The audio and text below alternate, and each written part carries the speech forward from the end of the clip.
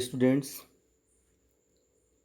मैं doctor A N Agrawal government PG college Sawai Madhopur से ये एम कॉम ABST फाइनल की क्लास ले रहा हूँ, जिसमें अपना सब जो सब्जेक्ट चल रहा है वह operation research and quantitative technique है, जिसमें कतार सिद्धांत यानी क्यून थ्योरी की यह सेकंड क्लास है।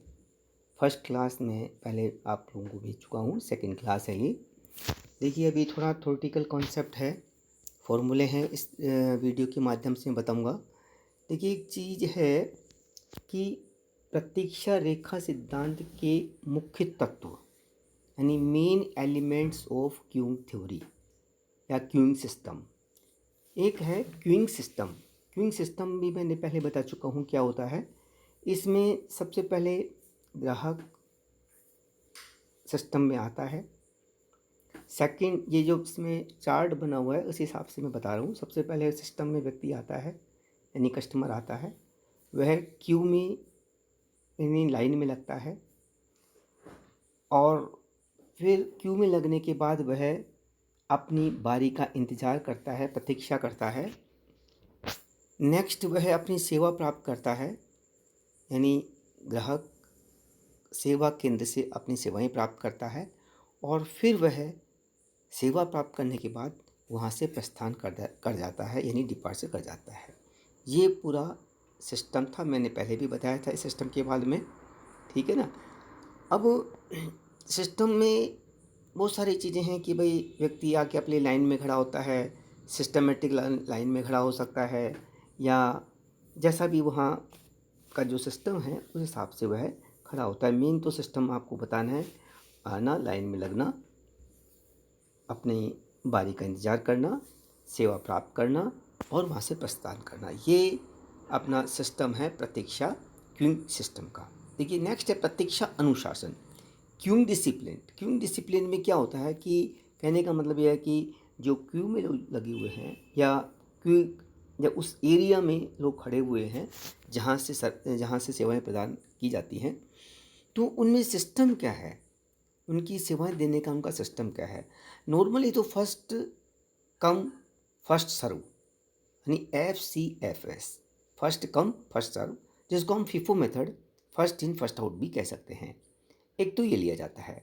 सेकंड है कि last come first out, LCFS, last come first out, इसको हम LIFO मेथड कहते हैं, last in first out. Normally ये जो सिस्टम है थोड़ा सा एक्सेप्टेबल नहीं लगता हमें, लेकिन सिस्टम है, ये भी हो सकता है, ऐसी कोई बात नहीं है। दूसरा, service in random order, SIRO, service in random order. इसमें होता है कि यदि कोई व्यक्ति ऐसा है कि जिसको इमरजेंसी है, पहले सर्विस लेने की बहुत अति आवश्यकता है, तो पहले उसकी सर्विस दी जाती है प्राथमिकता के आधार पर और बाद में दूसरों को। जैसे मान लो कोई डॉक्टर के यहाँ लाइन लगी हुई है, तो कोई पेशेंट ऐसा है कि भाई वो थोड़ी ज़्यादा तबीयत ख़राब है, उसको तो पहले देखा जा सकता है। तो इस तरह से ये सिस्टम है, क्यू का सिस्टम है। और क्यू डिसिप्लिन जिसको कहते हैं, ये थोड़ा थ्योरेटिकल चीज़ें हैं थोड़ी। एक आगत प्रक्रिया, इनपुट प्रोसेस। देखिए, जैसे कि हम कहते हैं कि भाई एक अराइवल रेट होती है, ठीक है। अराइवल रेट का मतलब प्रति घंटे 4 कस्टमर आते हैं, लेकिन ऐसा कोई ज़रूरी नहीं कि हमेशा 1 आवर में 4 कस्टमर ही आए। हो सकता है किसी आवर में एक भी कस्टमर नहीं आए, किसी आवर में 8 कस्टमर आ जाएं। तो एवरेज ये हो सकता है कि भाई एवरेज 1 आवर में 4 कस्टमर आते हैं, तो एवरेज बात है। लेकिन ऐसा कोई ज़रूरी नहीं कि हमेशा उसी दर से कस्टमर आए, ठीक है। आगत प्रोसेस है ये। और इस तरह से निर्गमन प्रक्रिया। नॉर्मली क्या होता है कि जैसे व्यक्ति अपनी सर्विस प्राप्त करता है और वहाँ से चला जाता है, लेकिन कभी कभी कोई सिस्टम मल्टी चैनल सिस्टम में कई बार होता है, या कई बार ऐसा भी सिस्टम होता है, कोई ज़रूरी नहीं है मल्टी सिस्टम में हो वैसे भी। जैसे कस्टमर आता है, कभी लाइट चली गई, कोई मशीन टूट गई, इस तरह की कोई सिस्टम हो गया, तो जिसके तहत उनको वेट करना पड़ता है, ज़्यादा वेट करना पड़ता है, ठीक है। एक है पायसन प्रक्रिया, मैंने पहले भी आपको बताया था कि जैसे एक ग्राहक यदि आता है, ठीक है ना, पाइसन सिस्टम क्या आता है, जो अराइवल रेट जो है ना, अराइवल रेट और सर्विस रेट दोनों पाइसन डिस्ट्रीब्यूशन पर आधारित हैं, उन पर बेस्ड हैं, ठीक है ना। यानी कोई भी जो अराइवल रेट है या जो निर्गमन, यानी इसको सर्विस रेट कहेंगे, दोनों की जो डिस्ट्रीब्यूशन है जो उनकी रेट का, वो पाइसन है। इसमें मतलब ये होता है कि भाई एक ग्राहक और दो ग्राहक दो आते हैं, तो एक दूसरे पर किसी तरह की बंदिश नहीं है, दे आर क्वाइट इंडिपेंडेंट। कोई ग्राहक कहीं से भी है, कस्टमर कहीं से भी आ सकता है, कैसे भी आ सकता है। तो यानी क्या नाम है, एक दूसरे ग्राहक से स्वतंत्र हैं। एक कस्टमर आ गया और दूसरा नहीं आएगा, इसमें मतलब एक्स आ गया तो वाई नहीं आएगा, ऐसा नहीं हो सकता। एक्स भी आ सकता है, वाई भी आ सकता है, कोई भी कस्टमर कहीं से भी कभी भी आ सकता है। इसमें सिस्टम यह है। और इसी तरह जो सेवा कार्य हैं वो भी एक दूसरे से स्वतंत्र हैं। ऐसा नहीं कि एक एक्स व्यक्ति ने काम करा लिया तो वाई व्यक्ति वो काम नहीं करा सकता, ऐसा कोई रेस्ट्रिक्शंस नहीं होता है।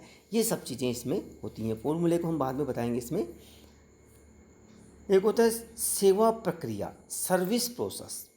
देखिए इसमें सर्विस प्रोसेस कई तरह की होती हैं। एक कतार एक सेवा केंद्र, यानी एक ही रो बनी हुई है और एक ही सेवा केंद्र है। जैसे मान लीजिए कि आपको कहीं बिल जमा कराना है तो एक लाइन लगी होगी, विंडो होगी, आप जमा करा दिए, फ्री। इसी तरह से मान लीजिए कोई फ़ीस जमा करानी है आपको, कॉलेज में फ़ीस जमा करानी है, एक विंडो लगी, एक विंडो है, लाइन लगी हुई है, फ़ीस जमा कराई और चल दिए। तो यानी one Q one service station की बात यहाँ कर रहे हैं अपन, ठीक है ना। तो ये नॉर्मली अपन जो क्वेश्चंस होते हैं प्रैक्टिकल, वो इसी सिस्टम के होते हैं, इससे ज़्यादा टिपिकल नहीं होते हैं।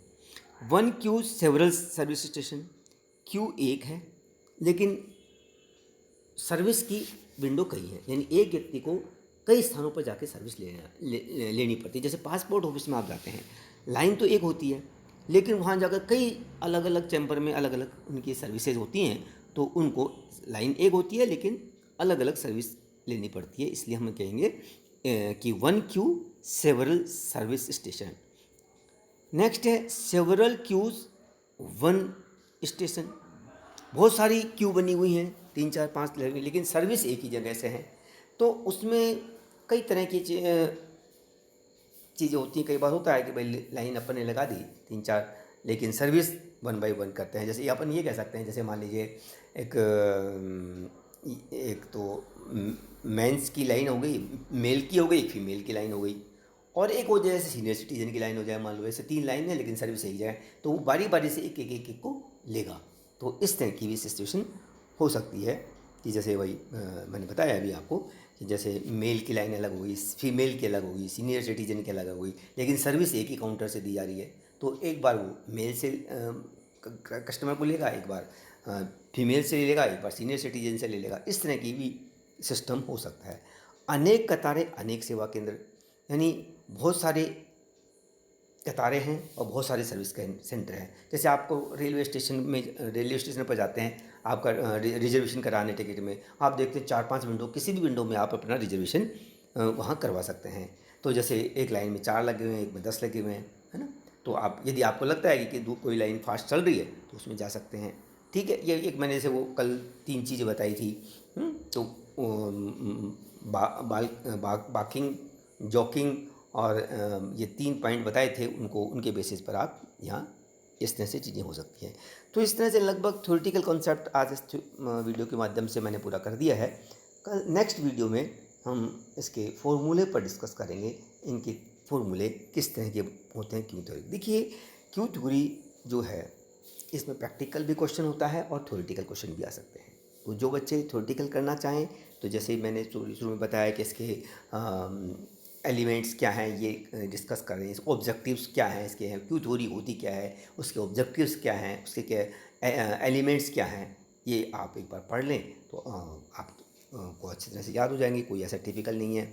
और जो प्रैक्टिकल क्वेश्चन अटेम्प्ट करना चाहते हैं तो वो देखिए थ्योरी तो समझना ज़रूरी होता है। थ्योरी जब आपको समझ में आएगी तभी आप प्रैक्टिकल को ठीक से समझ पाएंगे, ठीक है। तो आप कोई भी चाहे थ्योरेटिकल क्वेश्चन करने वाले हों या प्रैक्टिकल क्वेश्चन वाले हैं, ये एक क्लास पिछली थी थ्योरी की, एक ये 2 क्लास में मैंने थ्योरेटिकल कॉन्सेप्ट सारा बता दिया है और नेक्स्ट क्लास में अपन प्रैक्टिकल कॉन्सेप्ट लेंगे।